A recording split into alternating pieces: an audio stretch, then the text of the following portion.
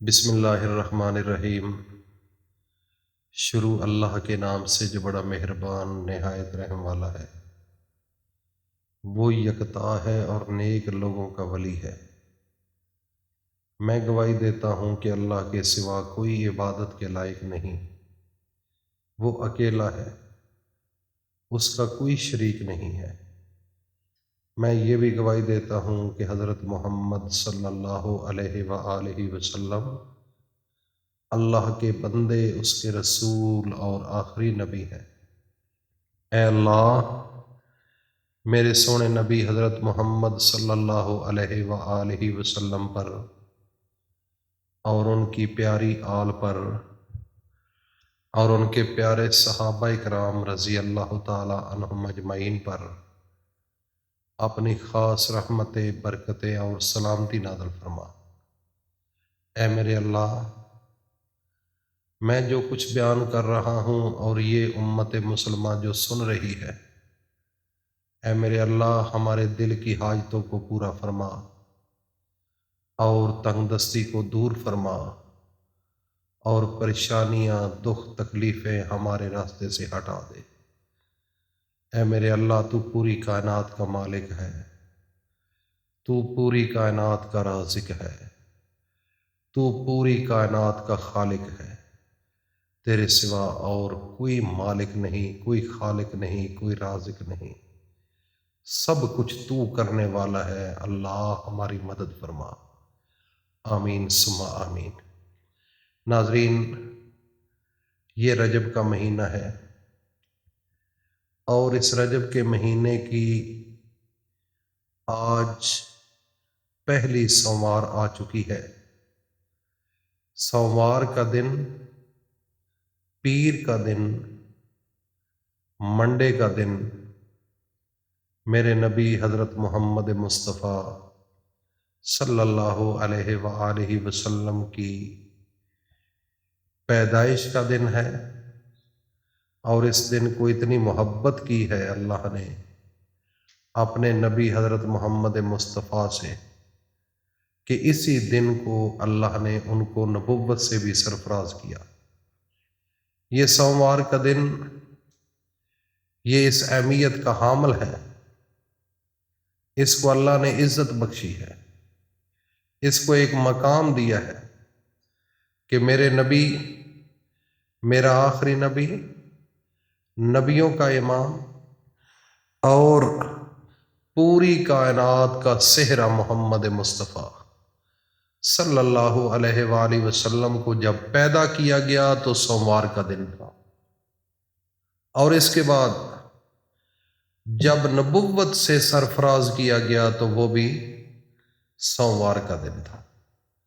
تو میرے نبی حضرت محمد مصطفیٰ صلی اللہ علیہ وسلم اس دن کو روزہ رکھا کرتے تھے، اور اسی دن کو روزے کے ساتھ ساتھ عبادت کا بھی اہتمام کیا کرتے تھے۔ ایک صحابی عرض کرتا ہے، یا رسول اللہ صلی اللہ علیہ وسلم، دن تو باقی بھی ہے لیکن اس دن کو آپ اللہ کی عبادت میں اضافہ فرما دیتے ہیں اور روزہ بھی رکھتے ہیں۔ میرے نبی نے فرمایا، ہاں بالکل، میں اس لیے کرتا ہوں کہ اس دن کو میں پیدا کیا گیا ہوں اور اسی دن کو مجھے نبوت ملی ہے۔ تو ناظرین، میرا نبی جس دن سے محبت کرے، میرا نبی جس دن کو روزہ رکھے، جس دن سے پیار کرے، اگر ہم اس نبی کے امتی ہیں تو ہم کیوں نہ کریں؟ ہم روزہ کیوں نہ رکھیں؟ ہم اس دن سے محبت کیوں نہ کریں؟ ہم اس دن کو عبادت کیوں نہ کریں؟ اگر ہمارے دل کے اندر عشق مصطفیٰ ہے، محبت مصطفیٰ ہے، تو یہ ہر مسلمان ذی عقل اور ذی روح پر اس دن کو روزہ رکھنا میرے نبی کی محبت کا اظہار ہے، میرے نبی کے سے عشق کا اظہار ہے۔ تو میرے بھائی اور دوستو، میری ماؤں، بہنوں، بیٹیوں، اس دن کو اٹھو، صبح تہجد کی نماز پڑھو، اور صبح روزے کا اہتمام کرو۔ ایک خاص بات بتا رہا ہوں، جو انسان سوموار کے دن اور جمعرات کے دن روزہ رکھتا ہے، اس انسان کو ساری زندگی کینسر کا مرض نہیں لگتا۔ اس کی ریزن یہ میرے نبی نے ایسے نہیں کہ یہ اس دن کو روزہ رکھ لیا ہے، جمعرات کو اور سوموار کو۔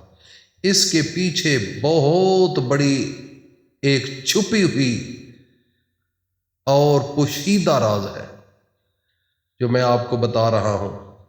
اگر آپ موذی مرضوں سے بچنا چاہتے ہو، اپنی زندگی کو مشکل سے بچانا چاہتے ہو، کوئی ایسی مرض نہ لگ جائے، تو اس دن کو روزے کا اہتمام کریں، سوموار کا دن اور جمعرات کا دن۔ تو ناظرین، صبح سوموار ہے، روزے کا خاص اہتمام کرو، اللہ کی عبادت کا خاص اہتمام کرو۔ تو اب ہم اپنے وظیفے کی جانب چلتے ہیں۔ ناظرین، سوموار کے دن خاص عمل ہے یہ۔ سوموار کے دن روزے کی حالت میں عصر کا جب وقت آئے نا، اس کی قدر کرنا۔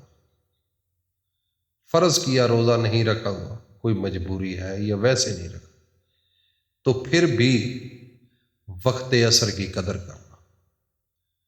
یہ وقت بڑا نازک وقت ہے۔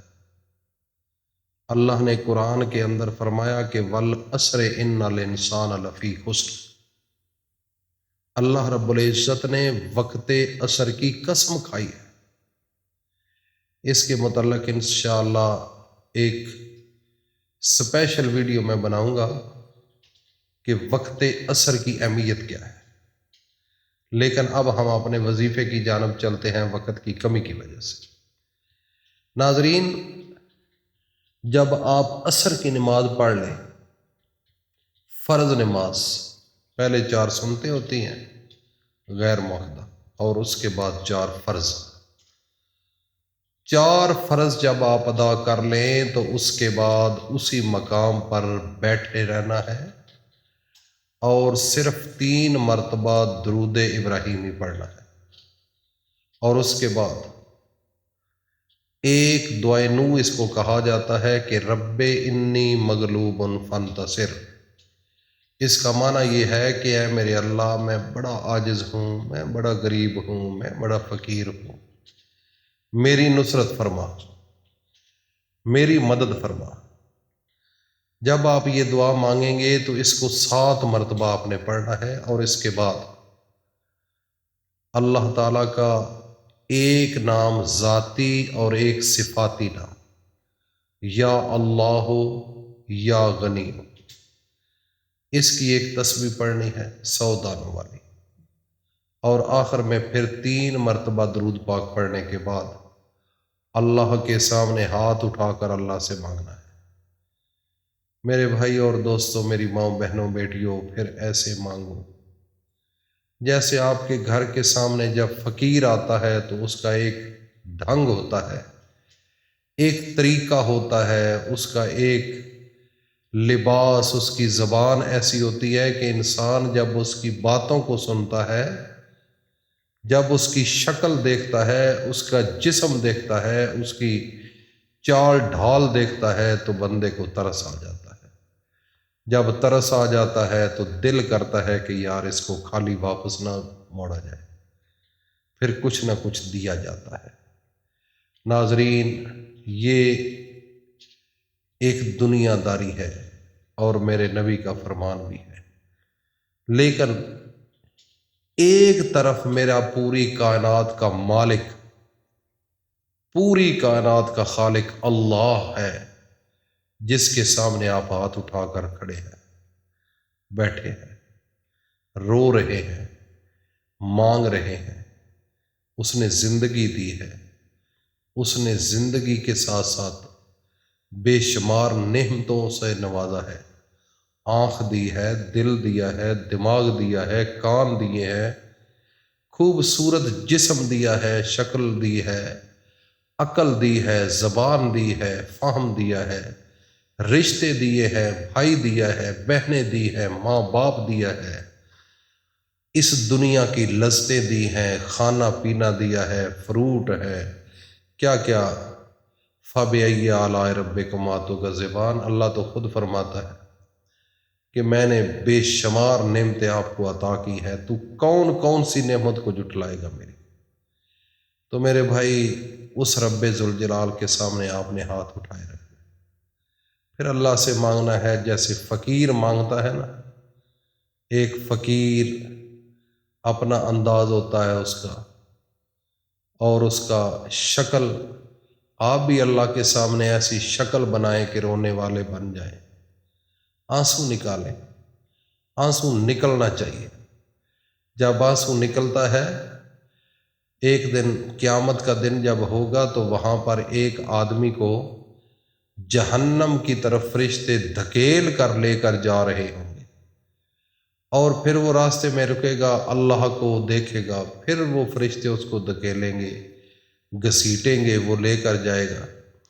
تو راستے میں پھر رکے گا، پھر اللہ کا درشن کرے گا، پھر جائے گا۔ جب جہنم کے کنارے تک وہ لے کر جائیں گے نا فرشتے، تو میرا رب فرشتوں کو حکم دے گا کہ اس کو میری طرف لے آؤ۔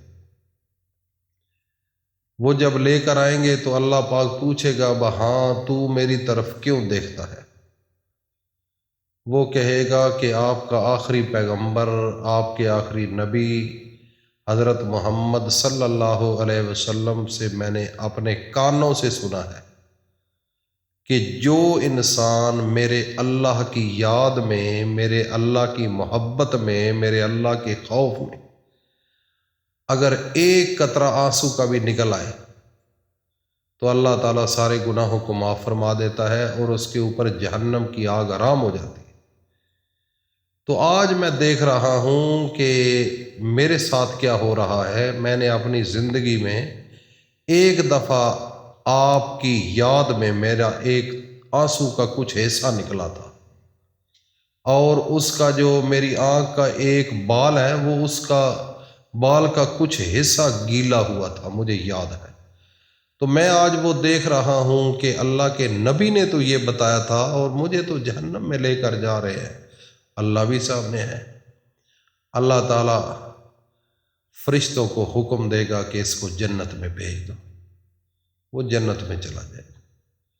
اس لیے ناظرین، آنسو نکالنا انسان کی زندگی کو بدل کے رکھ دیتا ہے، یہ کوئی چھوٹی بات نہیں ہے۔ آنسو کو نکالنا ہے، پھر اللہ سے مانگنا ہے۔ میرا اللہ آپ کو اتنا عطا کرے گا، اتنا دے گا کہ آپ خود حیران ہو جائیں گے کہ کہاں سے رزق آ رہا ہے، کہاں سے عزت آ رہی ہے، کہاں سے مال و زر آ رہا ہے، خود حیران ہو جاؤ گے، کیونکہ کائنات کا مالک فقط ایک اللہ ہے۔